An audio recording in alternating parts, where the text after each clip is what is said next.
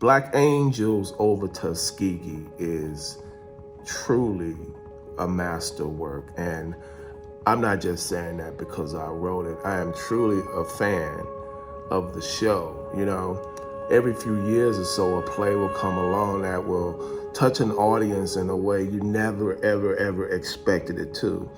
You know, to be moved from laughter to tears to joy, happiness, all within a 2-hour time frame. When writing a story about real people, you have to be extra careful, especially when it comes to our African American heroes. My name is Layon Gray. I'm the writer, director, and producer of the award-winning play Black Angels over Tuskegee, a story about the Tuskegee Airmen. In 2009, I set out to tell their story on stage, and I knew I didn't want to hit the audience over the head with a ton of facts. I'm a storyteller, so I wanted to create a unique narrative that will chronicle their lives from the beginning to the end. So I had the incredible opportunity to sit down with an original Tuskegee Airman and just take in the knowledge he was giving me. And one thing, you know, he never did. He never talked about all the medals and the awards they won. He spoke on the relationships that he created, the brotherhood he would form, the men who would die protecting our country. So I knew in that moment, that's the story I had to tell. The ultimate goal has always been to bring the Tuskegee Airmen story to New York City's largest stage. I mean, you just don't see plays like this that often.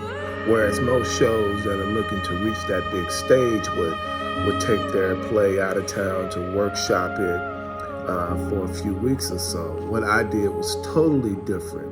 You know, I got on the phone, I got online, and I just sent out hundreds and hundreds. I can't tell you how many hundreds of emails I would send out to regional theaters, production companies, telling them why they should book Black Angels over Tuskegee in their season. So I sent out these tons of emails and I started getting responses back. Now you gotta understand, Black Angels over Tuskegee began in a 40-seat venue back in North Hollywood. So the question from all these regional producers and presenters was, can this play sustain their 1,000+ seat venue? And I was like, not only will it sustain, but it will definitely be the best show of your season. Selling out these 1,000+ seat venues over and over and over while listening, getting audiences' reaction, paying attention to the detail, to the silence, making the show New York City ready. Audience would leave the show amazed, in tears, laughter, just shocked and surprised and just feeling good about what they had just witnessed on stage. Because the way I direct Black Angels over Tuskegee is there are no major props, there are no glitz and glamour, it's just the story, the stage, and the actors.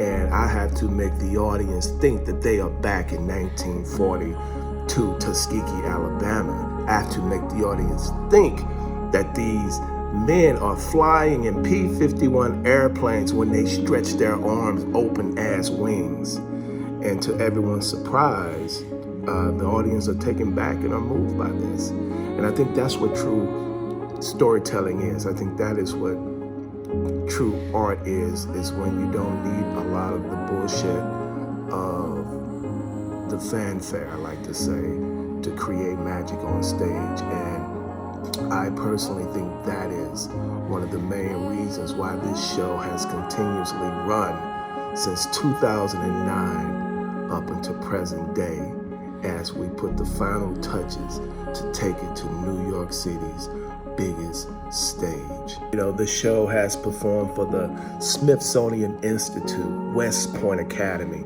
the Naval Academy, the Air Force Academy, the United States Army, the Tuskegee Airmen National Convention, the NAACP, the National Urban League, and check this out, we actually rang the NASDAQ opening bell. Can you believe that? We rang the NASDAQ opening bell. And the show has had incredible support from the National Football League. We've been blessed to have the opportunity to perform for the Buffalo Bills, the New York Jets twice, and the Los Angeles Chargers as of recently. And before the pandemic hit, we were actually working on something to get it performed for all 32 teams. So the impact of the Tuskegee Airmen story is universal. Anyone can relate. Anyone can identify with the underdog trying to prove everybody wrong and succeed at all costs. And not to mention, over 22,000 kids have been able to witness the Tuskegee Airmen story on stage. I'm really proud of that. And a lot of these kids, this was their first time seeing a stage play, and it happened to be Black Angels over Tuskegee. I'm so proud of that. So what I want to do now is, let's peel back the layers on this special day and take a journey back to where Black Angels over Tuskegee began, back in a little black box in North Hollywood, California in 2009, all the way up until right now, present day, 2021. Let's take that journey. As the play continues to soar, the Tuskegee Airmen story will continue to be relevant and true. I'm Layon Gray, and I'm a storyteller.